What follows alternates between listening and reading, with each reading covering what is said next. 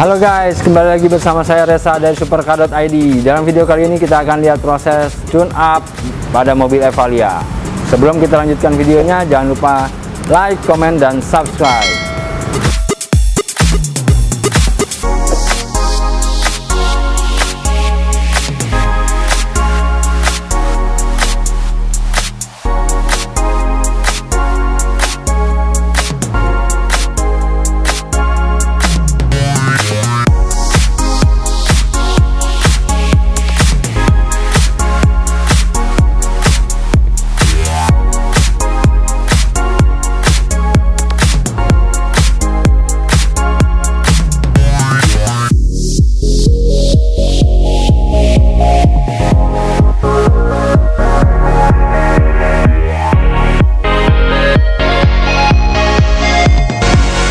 Setelah melakukan diagnosa, berikut biaya yang dibutuhkan.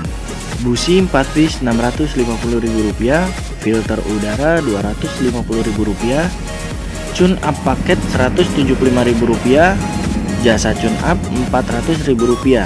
Jadi totalnya hanya Rp1.475.000 saja, dan kami akan memberikan garansi selama 3 bulan.